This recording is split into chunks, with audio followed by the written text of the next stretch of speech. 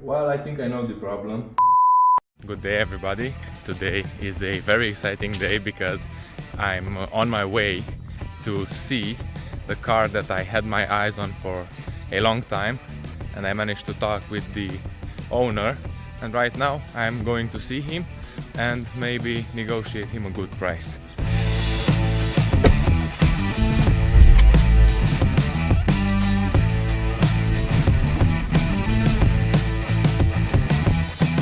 So, welcome back. It's a new day. Today I'm very excited because yesterday I managed to negotiate the owner a very good price for the car because it is in pretty rough shape in some spots, and right now I am waiting for them to deliver the car to our garage because the car isn't starting, and it also doesn't have registration, and I couldn't drive it on its own wheels to the garage. But I'm excited, I'm eager. The car will be here in like 10 to 15 minutes.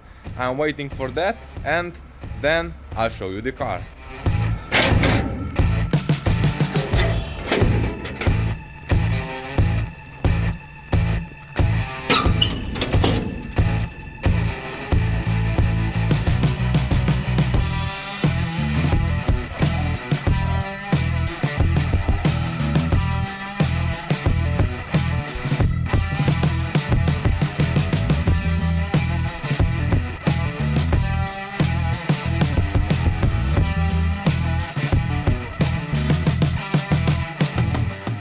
Well, this is the car. This is a Honda Civic EG3, the executive variant.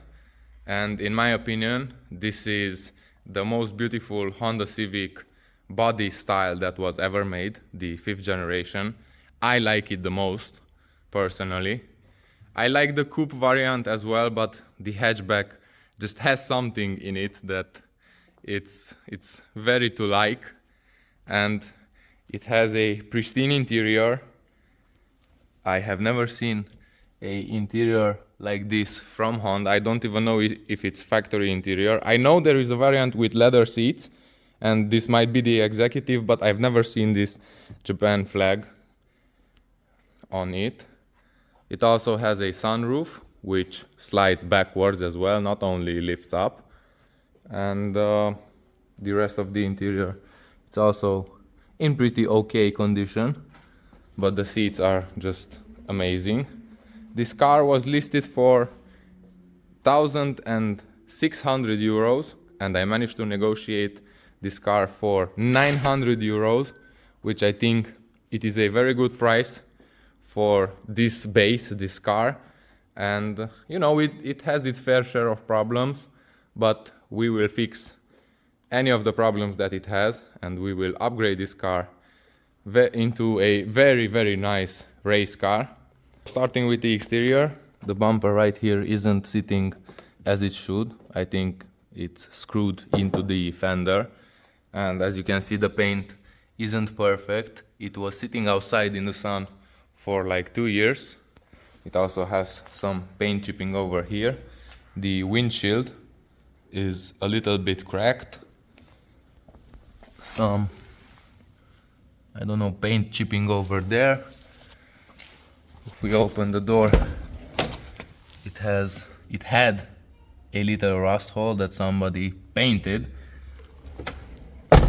Also, little bit of rust marks here and there. The fenders were rolled like a hack job, and the inner well started to rust a little bit. It's only surface rust, it's nothing major. The bumper isn't held up in anything in those points.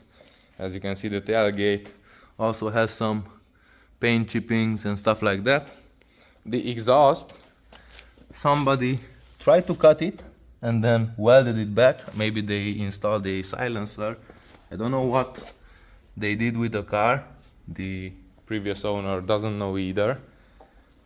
And a little bit more surface rust over there. I really want to take out the seals to see what is behind them. And for the exterior, this is pretty much it. Oh yes, of course, the front fenders were also rolled and they did not do a good job. But for the exterior and of course the front bumper where the license plate was sitting, it has some double-sided tape and hot glue and stuff like that. But overall, I think it's in very good shape for the price that I paid for it. Now, let me pop the hood. So, for underneath the hood, if you can see, the engine bay is red. So this car was previously red, but somebody painted it white, and in the registration it appears to be white, so the color change was done legally. And the guy that I bought it from could not tell me which engine this is, and I don't know either because the stamp is ground off. But I know that these cars came stock with a D13B2 engine. But if you can see here, we have a VTEC solenoid with a VTEC pressure switch and some ugly wiring going through the firewall to the ECU. So at least this is a Mini-me head swap.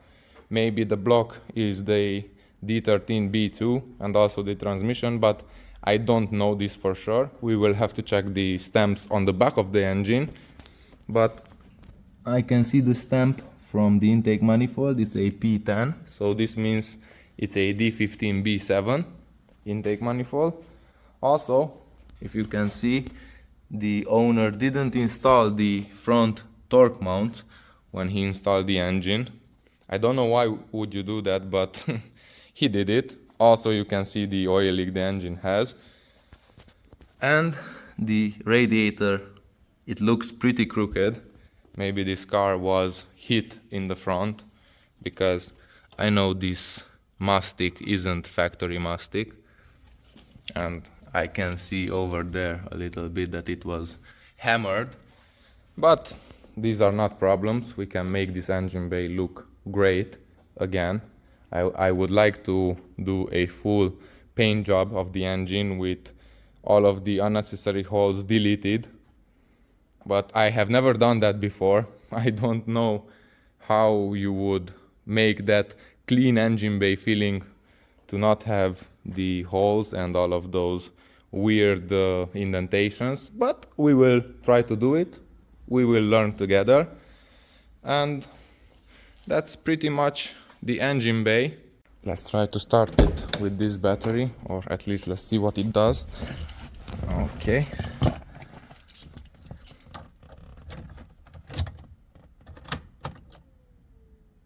Oh, nice. The fuel pump is priming. I can hear that. The check engine light came on and just disappeared. The lights are very dim. It doesn't look like that on camera, but in person they are very dim, so I think the battery is weak. But let's try to start it. Okay, the starter is clicking, but I can hear the fuel pump running when I try to crank the engine. This is a good sign. So let's swap out the battery and see if it does anything. I know that this battery is a little bit big, but at least I know it is fully charged up.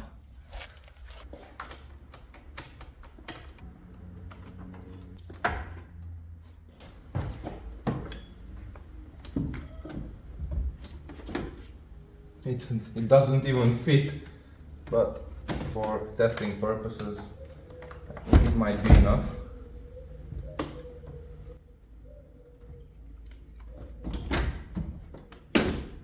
Let's see if this huge battery can start this engine or not.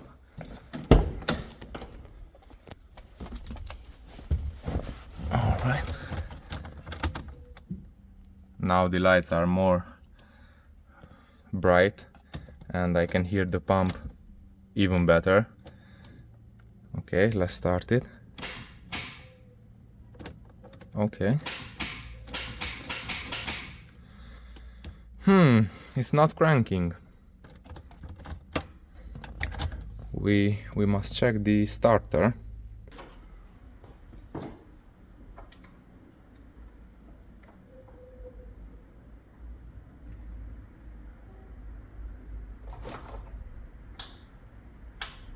Well, I think I know the problem. I think that this is the problem. The starter isn't engaging. The positive post just broke off. I hadn't even put that much pressure on it, but it broke down. So I think we will need a replacement starter.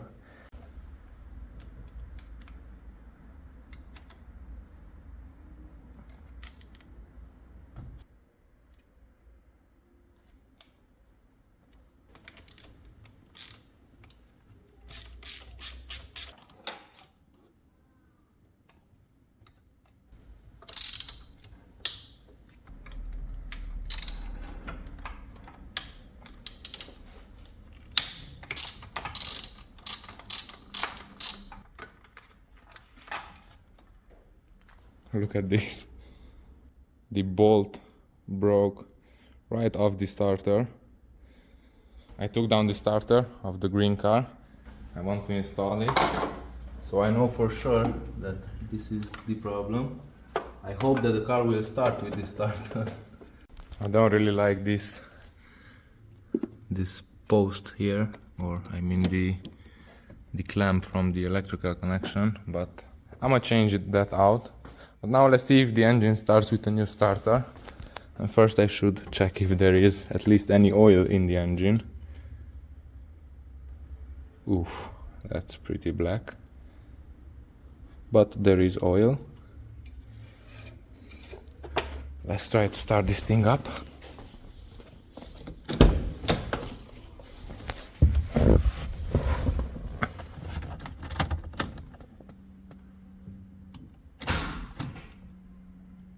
Okay, it tried to start, but something...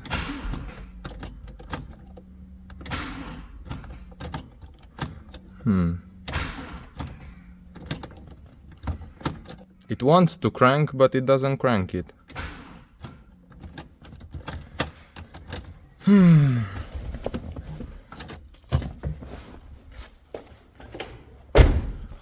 What should we look for next? I think I should look if the engine spins by hand or not.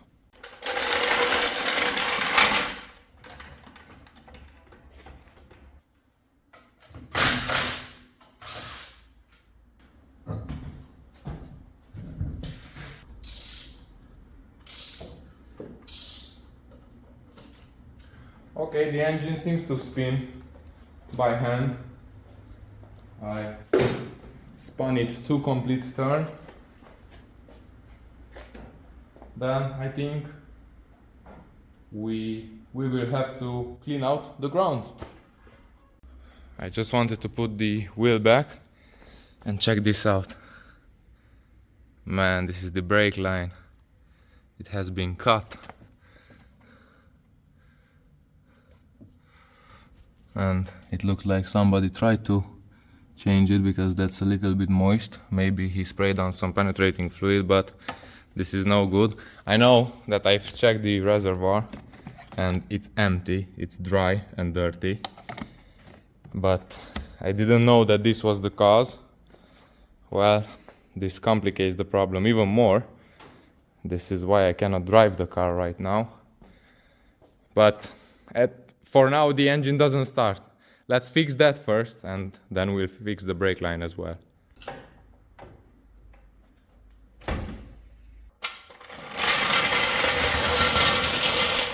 Next up, I'm gonna clean all the grounds with some sandpaper, and I also took down the negative ground cable that is coming from the battery to the chassis from the green car, and I will go through each ground and clean them up with some sandpaper. You can see it's a little bit oxidized on both ends. I'm gonna try to clean every ground on this car. Right when I was cleaning it, I noticed that this ground, it's kind of in a bad shape. So I'm gonna take a ground from another car. This is disintegrating as I'm twisting it more. I will take another ground from my car and see. This is a much better ground. Another problem that I just found out is I can keep tightening this ground, but nothing happens. So I must swap out that piece over there. Here is the replacement. This one has a good thread. I'm gonna install this.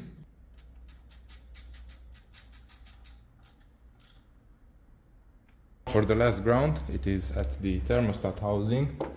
This is where the ECU also grounds itself.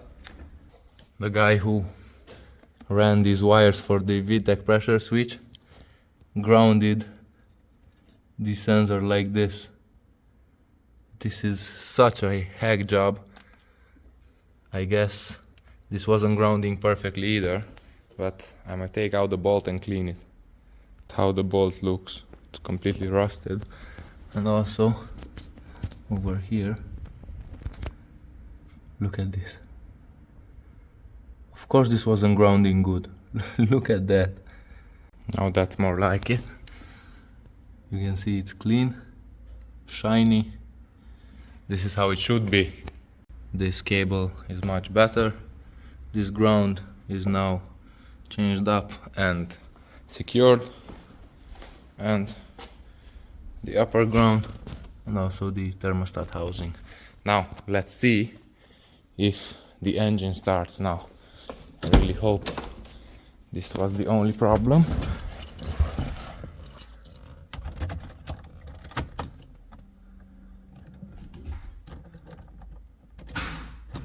It still doesn't start. What is going on with this?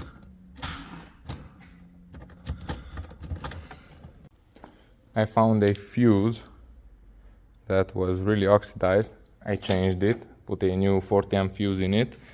And I also took down the positive cable that goes to the fuse box and to the starter from the green car, and also the battery from it, because I know these components start the car easily in the green car. And now let's make another test. Hopefully now it will start. It's driving me insane.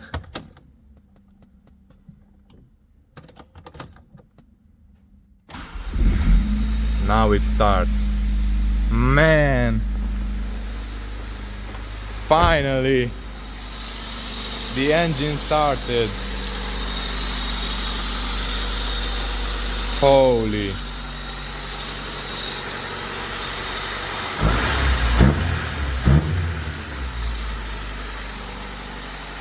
It sounds good. Now I'm relieved. Finally the engine started. And it started easy.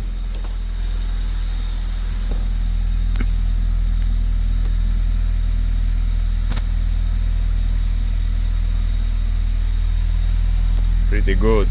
Also, I forgot to mention, this car has a P28 ECU that I think it's running on a stock map, but for this combo I think it's okay.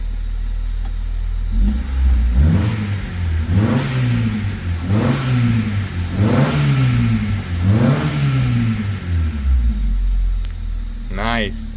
That will be all for today's episode, guys. I need to mount everything back together on this car because it's not my car, it's not my parts. I cannot just take the parts. But at least the engine started. It runs smooth, thankfully. And now we know what parts do we need. I've already talked with somebody and he will source me all these parts. They are OEM Honda parts. I like that because I know that they are reliable. And I will install those off camera because they will arrive in 2 or 3 days. But at least we know what the problem is. And we still need to figure out which engine combination this is, because I know for a fact that the cylinder head is D16Y8 because of the P2J stamp code on it, but I don't know which engine block and which transmission this is. And I really want to know because that affects the engine build a lot. I really hope that the engine block is the stock D13B2 because that has almost a square setup for the bore and stroke, and also has domed pistons, so the compression should be really high, but we will check that in the next video. Also in the next video I want to check out the ECU. I want to see if it's a virgin ECU or a socketed one or whatever is inside of it. At least it's a P28 ECU that should run a stock D16Z6 map right now, which can run this cylinder head. It's all good, and it's also OBD1.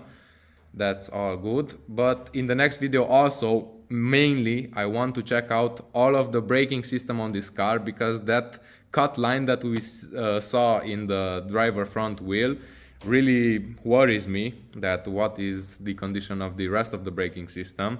But we will check that in the next video, and I want to make that, to fix that as soon as possible.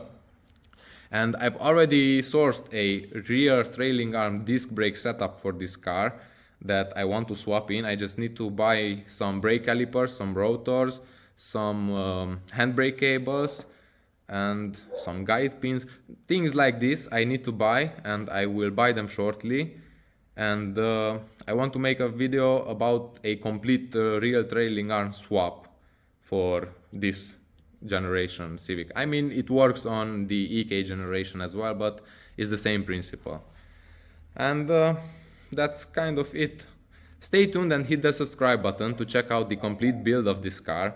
I know for a fact that this car in the end will be a pristine race car, because I have very big plans for it. Finally, this is my car, I can do whatever I want with it, and we will make it a very nice build.